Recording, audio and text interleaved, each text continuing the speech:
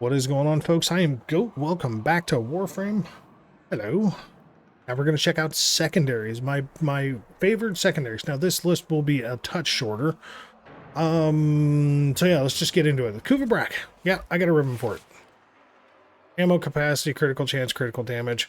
Running critical Cascadia Flare on here. You can completely do away with all this. Okay. You could run secondary innervate on here and just put a 60-60 in this place and damn the critical, okay? 100% damn the critical, and then just stick a base damage mod here. You'll be fine.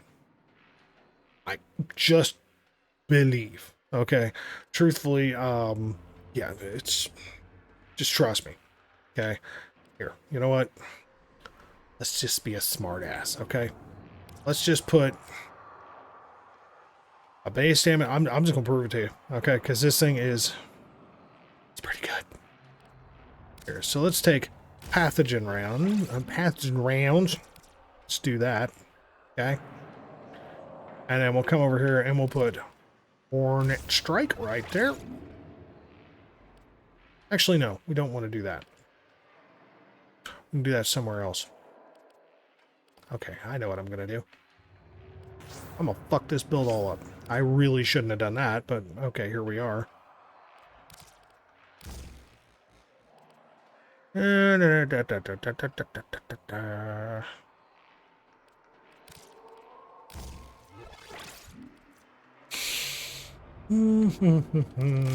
Now you can do this, okay? You can do this. I'll go back to what the hell I had before. Okay, 100% you can do this. Some people get the Kuva Brakk, some people don't.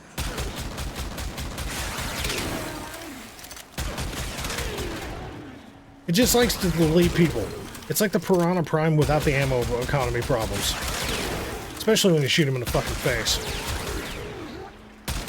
I mean, I know, that's kind of every gun in the game. Shoot him in the fucking face, you get a multiplier. So it's pretty good.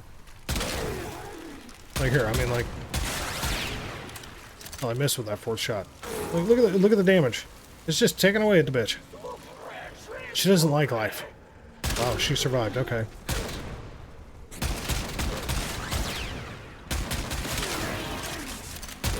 I mean, yes, the Piranha Prime gets the headshot speed fire buff, but honestly, there's a ton of ammo economy problems that you can run into with the Piranha Prime if you don't get good ammo drops.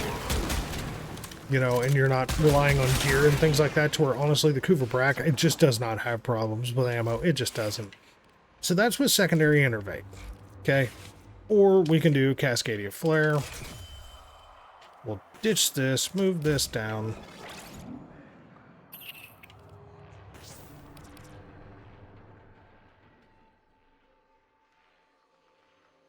Pestilence.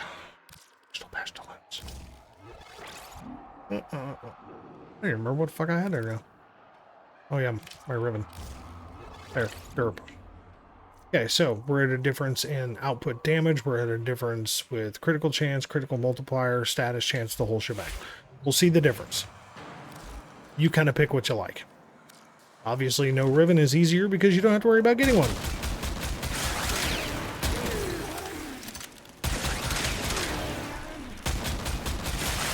And you notice I'm not doing headshots.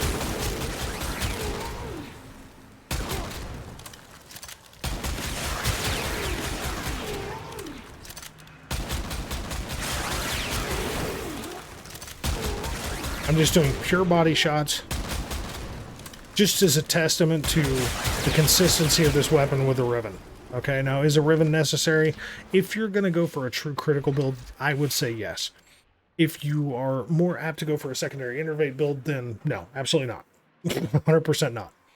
Kuva Nukor, first of all, go with a magnetic progenitor. Don't argue, just do it. Okay, this is a straightforward negative crit chance, positive stat chance, base damage, punch through, because again, punch through on beam weapons wants to chain to more enemies. So aside from that kind of normal stuff, we want a longer beam, we want stackable, you know, stackable damage, stackable multi-shot. You know, secondary innervate's going to give us crit, so we have critical damage. We also have status damage and reload speed because the Nukor is a little slow on reload. But secondary innervate went from making the Nukor pretty damn good to pretty fucking phenomenal. And yes, again, these are corrupted heavy gunners, so they do have a damage reduction to radiation damage, okay? Corrupted as a whole just have a negative towards damage reduction, so I am going to have to kind of headshot the fuck out of these dumb bitches so they will die. Now, if I do this, let's just do this to be funny. I actually just apply viral, because the radiation's always going to be here. But if I apply direct viral status to this,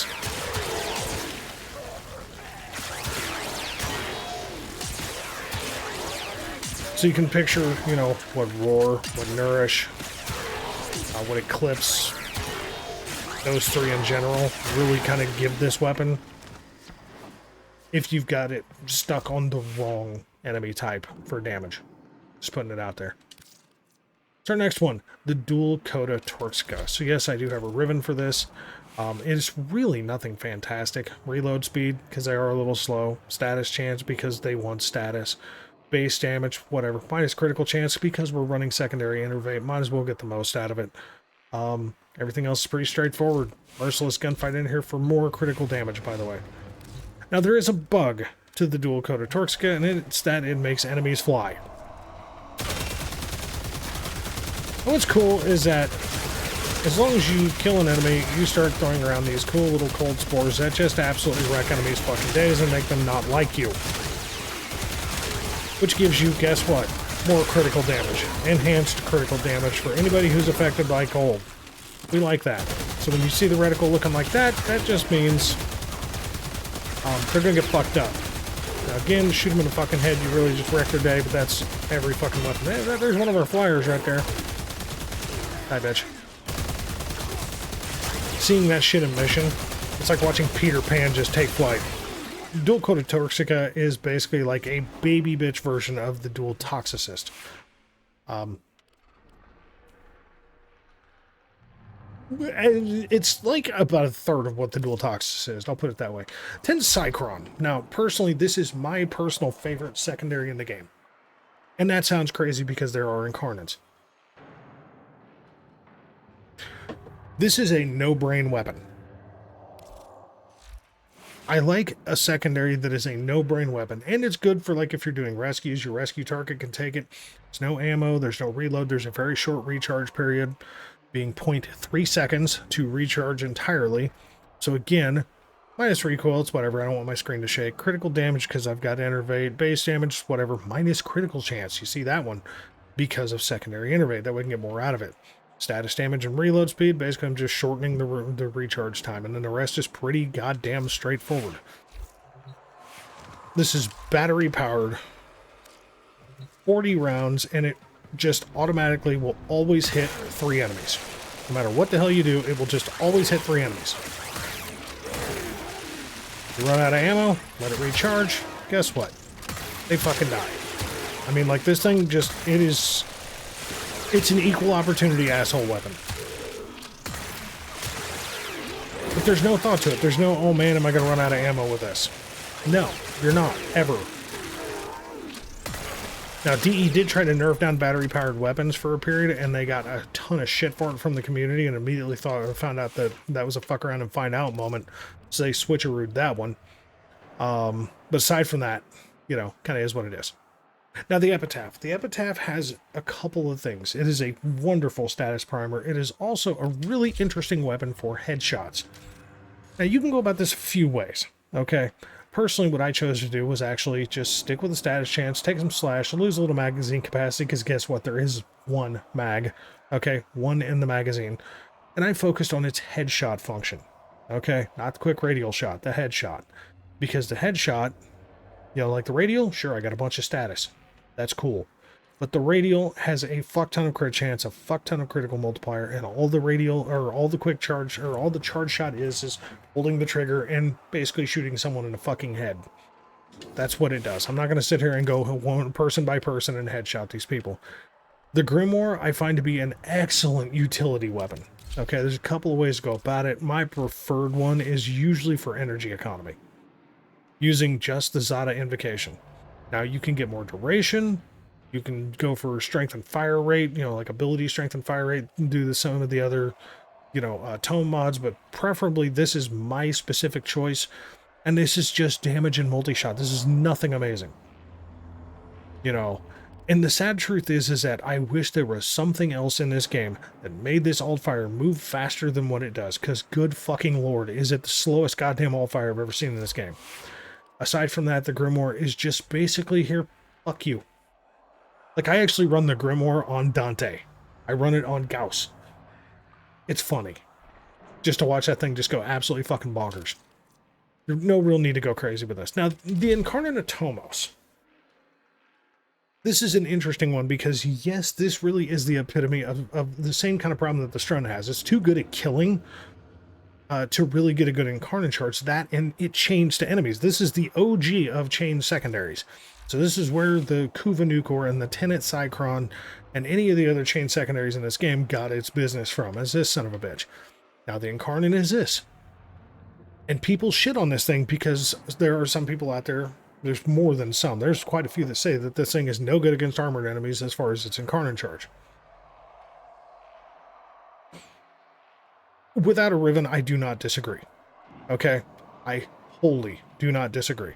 Because on its Incarnon side is 123% crit with this Riven, 6.3 multiplier, 142.8 status, and it also, same stats, but also has a radial attack of almost same power, but it hits almost 8 meters. Take that for what it is. Getting to the Incarnon side is more the fun part, because basically it's either you pulse shot this damn thing, so you basically go bink, bink, bink, bink, bink, bink, bink, bink, bink, bink, bink, to get to the Incarnon, and you're still killing people around it.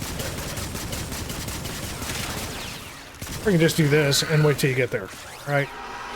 Now, people say that this thing is dog shit against... Let's go to people who have not been hit by this.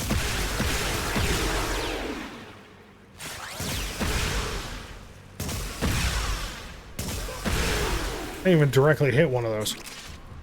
Now, that's with a Riven. Without a Riven, I do not dispute the fact that this definitely has problems killing armored enemies. It fucks enemies up, but it doesn't really kill them, okay? So, Galvanized Shot is the thing that you definitely want to put in place of this if you do not have a Riven. I would highly recommend that you try and go get a Riven for this thing, because it is the way to make this best. Our next one, the Incarnon Dual Toxocyst. This is hands down the best secondary Incarnon in the game. I didn't even show the build. Yes, I have a fucking Riven. I don't really give a shit. So critical damage, critical chance, minus status duration. Now, normally, I would not take this. The thing of it is that an enemy has to survive for status duration to be applicable. Okay? Just putting it out there. Like, they have to live. Okay? Now, the original Dual Toxocyst was shoot somebody in the head, you could increase fire rate, and it spread a tiny little toxin cloud around. That still happens. Okay? And the whole goal is to get headshots with this weapon, but now it spreads death at a much more disruptive and inclusive rate of get the fuck out of here.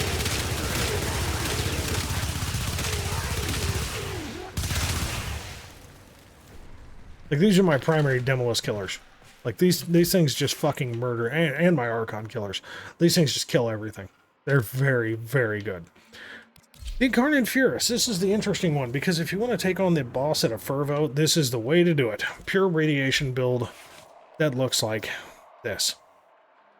Now, my Riven is going to look really stupid, and it does not matter, okay? My Riven is a minus to Grenier. It is also a fuck ton of critical chance and critical damage. But this particular build basically says fuck you to any murmur. Heat radiation, bye-bye. You will do billions of damage. The normal build that I use is this, and again, going up against Grenier, you're taking that much of a hit against Grenier.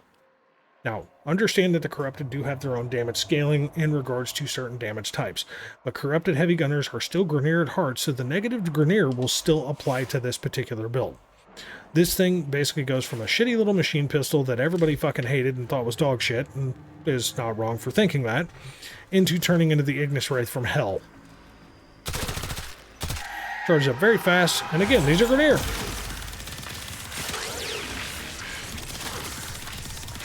So you can see how there's a bit of a negative to this, right?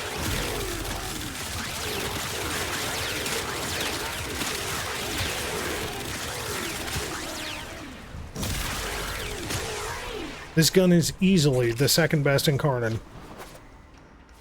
As far as Incarnon adapter weapons, especially, it's easily second best Incarnon adapter weapon. Now, funny enough, why would I have the Kunai on here? Because the Kunai does headshots. Its primary function is to seek out the heads of enemies once projectiles seek headshots and have increased multi-shot. I'm not going to go sit here and just go do throwing knives at enemies just to take forever to do this, but believe me when I tell you, when you get a Riven, it's worth it. If you don't have a Riven, don't even bother. Okay? That's just the truth of it. Now, you can completely shellac this bullshit right out of here, take Creeping Bullseye off, do not have a critical Riven on here, and go secondary innervate, and it still actually does a pretty good job. I've tried it. It's kind of interesting. Kunai, not horrible if you get a Riven. Now, the fucking Lex. This thing is probably the most, if not the second most powerful of all the secondary Incarnons. The most powerful, I would probably say, is this, and then the second right on its heels is the Vasto. Now, why would I say the Vasto? Right? Why would I say that? Because it's fucking true. The problem is the Vasto sucks. Okay? It just does. I don't know why. Oh, I know why. Because I got Prime Steady Hands and I never fixed that. So anyway. But the Lex basically is a very powerful front end. I didn't even show it because I'm dumb. Damage, critical chance, minus zoom. Simple. Nothing amazing. Lots of numbers. It's basically a very powerful Desert Eagle, for lack of a better way to put it, so it does take a second to charge up most of the time, right? You're like, shoot a bitch in the face, get a third, you're like, well, I mean, look at that. You do that much damage with just the front end of this slow-ass gun. But you also do this. It fires slow as balls, but it turns into the Archoplasma from hell. And believe me when I tell you, Acolytes, it's like 2 to 3 shots at most, and they're fucking dead. They do not enjoy this weapon whatsoever. Prisma Angstrom, Riven only. That much I can tell you. You must have a Riven. It is just like the turret in the fact that it wants body shots. But aside from that, this thing is kind of weak without a Riven. With a Riven, critical chance, critical damage, the minus the Grenadier really doesn't fucking matter. Unless it's like below 50. You know, if it's like below a point, you know, a times 0.55, that's a problem. Up into the 0.71 range, 0.8, whatever, that's not going to hurt you so bad. But basically, shoot somebody in the body. It's a fucking grenade launcher. That's all it is. Shoot somebody in the body, charge the gun, unleash hell of fireballs. There's very low ammo capacity, and it really does not give a shit.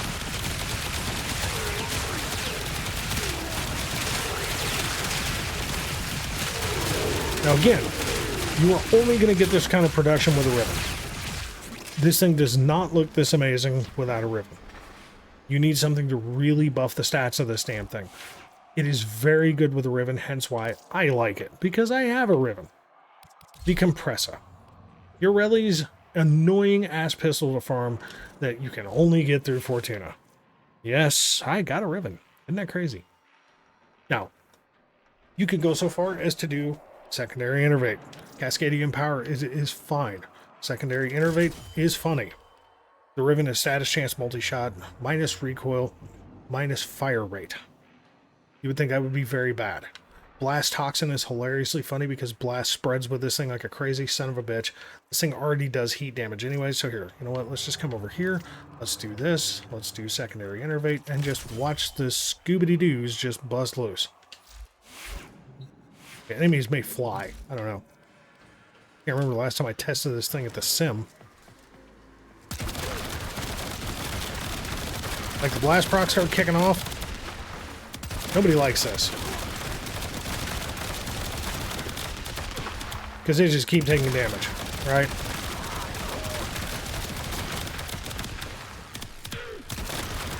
Those upwards are like, get out of my damn face. What's wrong with you? And yeah, I'm just shooting him in the fucking legs. Now I'm going to shoot him in the fucking head.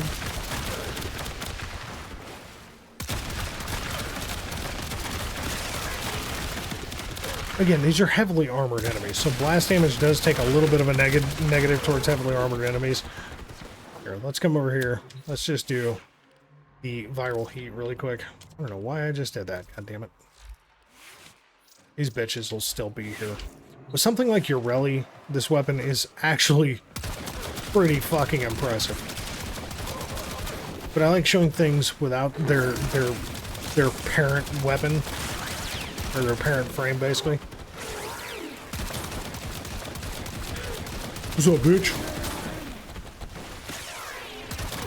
It's not high damage, but it is some stacking, splashing bullshit that happens with this thing.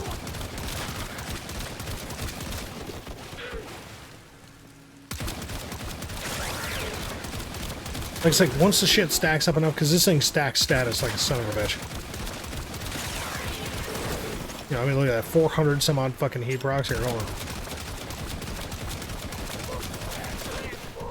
There's 304 right there. 342 for the fucker guide. I mean, like, this thing really applies status. And thanks to its radial attack, it applies damage. It applies status to a lot of people. It's like, once the stacks build over, yeah, 479 stacks of heat on one guy. That's a good time.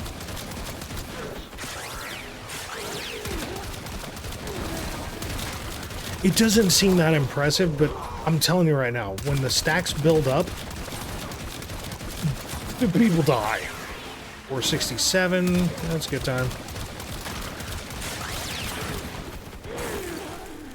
Like, you would think, man, that's really not that impressive. Just try it. Have faith. Have faith. Now, I want to explain this. Because easily, I said, the dual Toxocyst, the Furis, the next best Incarnon, without question, is the Laetum. Now, there is two ways to go about it, and I can tell you 100% that a negative crit build, and this does involve a Riven, or at least a certain build of building to not accent the crit whatsoever. The negative crit build is still your most viable function. Okay? It just does slightly more damage, and in the grand scheme, and really incentivizes you to just annihilate enemies. So it's a semi-auto pistol that turns into a machine gun of death. The Riven specifically is status chance. The plus impact is whatever. It's the minus to critical that you really give two fucks about. So basically, you don't want to build anything towards crit. Simple, to the point, doesn't matter. Why? Why?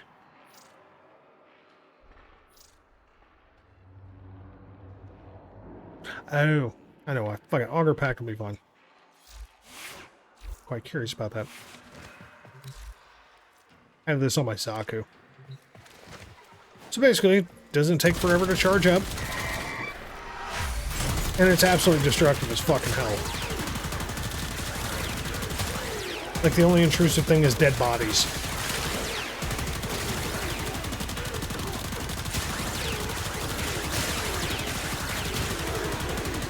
Like, yeah, I'm blatantly hold trigger and kill. I don't need to do that to kill everybody. I just don't. My preference is the negative crit. The positive crit is fine. I will use it. It's perfectly fine. And the Ocucor. The Ocucor is an interesting son of a bitch, man. It's a very interesting weapon. So, the Ocucor is base radiation. Sentient Surge makes this thing do some really bonker shit, and you would think that taking something like Secondary Innervate due to Sentient Surge is a bad idea, but honestly, Secondary Innervate helps this thing deal with keeping Sentient Surge active, because you gotta kill motherfuckers in order for this thing to really kick off and start doing its thing. So having a frame that has Roar, Nourish, Eclipse, you know, let's see here, Saren's Toxic Lash, Lavos' Augment, Valence Formation, any of that shit. Anything to help buff a weapon's damage output is going to make this thing function insanely well. Because this thing goes from here, I'm going to tickle an enemy, to I'm going to fuck a bitch up. We're just going to make sure nobody likes this.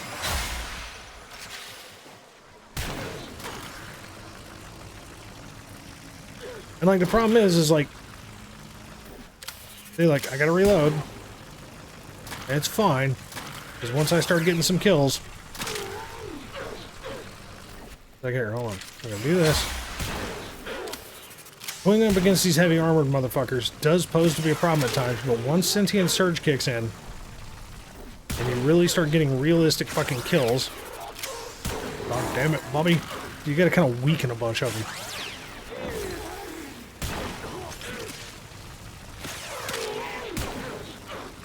You see his little tendrils coming off this sumbitch. Once this bitch kicks in, this thing becomes quite real. Because the beauty is they don't have to die from the direct shot. If you let them just take their status procs, it doesn't matter. Oh, no, I reloaded. I'm dumb. I didn't let the status procs kick in. It doesn't matter. The Ocucor is a very impressive weapon because there's so many usual shitty mobs that just hang out that make it so easy to kill that when something heavier armored shows up, you've already got all the tendrils active and it just murders everything. Oh, the Onos. The Onos is such an interesting weapon, okay? It's got a charge shot. It's got some really interesting function to it. And it's a lab... It's a Sanctum Laboratory Incarnon weapon. So it fires these really slow-moving bolts, but it charges up really quick. Now, what this thing does, and it has a really slow transition, is basically you start applying damage, and it does a shit ton of damage to whoever's in the path of this charge, because it's dealing damage the entire fucking time.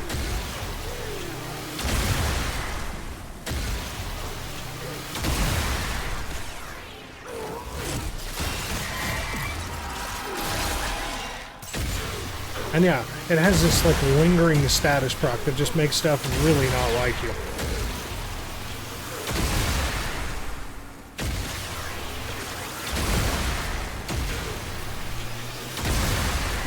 And you can see how much armor and health both it just absolutely rips off an enemy. The Onos is funny because you can sweep it through a crowd and deal damage in that way, or you can just sit there and focus on one enemy and just really wreck their fucking existence. And the last of the secondaries is the Twin Kohmak. Now, this is an interesting choice, okay? It really is. The Twin Kohmak is a very interesting choice because you can go this way, right? Like, you can 100% go this way. Or you can go this way. So you can do secondary Innervate or secondary Deadhead. Now, personally, I think Innervate is the better way to go. Minus the fact that, truthfully... You know, at a bare minimum, you want to have some extra critical damage. So even if it's just base target cracker, just some extra critical damage once Innervate really starts getting going. Okay, now this is radiation corrosive, so this isn't even going to do the kind of damage that you hope it's going to do because half of the damage is going to be kind of half DR'd by the by the enemies. But the Twin Kohmak is basically a baby version of the of the comb. And yes, it's got some recoil problems, okay? Like, there's no bullshit about that. So ammo is on a premium with these motherfuckers. And yes, that recoil is a fucking thing. This is more for, like, just general mobs to clear out trash, okay? This is not for big bosses, as you can tell. Like, here, hold on. Let's come over here and apply this, because this is a status-based weapon anyway. Now we can actually put some real damage on them. Except I have no fucking ammo. I'm a dum-dum. I mean unarmed. Bitch, would you give me my damn guns back? I did not know that was a thing. Wow. Really? Okay. Let's do that again. So when you have something that's helping assist your damage output, these little bastards put in some serious fucking work.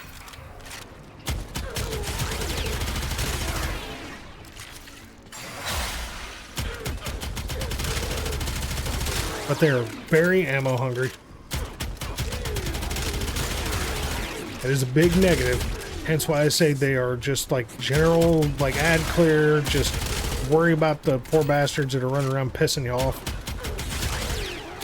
So, like, if you're running, like, an Incarnon weapon, like, let's say the Strun or the Boar or something that's a little harder to charge up, these are a good secondary to really kind of wrap into, and they do a lot of damage as long as you've got something that helps buff them. Personally, I'm just a fan, because I am. They're two bitch-ass versions of the comb, and they're very fun to use, even with all that fucking recoil. That's it. That's what I got. So, folks, thanks very much for watching. As always, we'll catch you in the next one.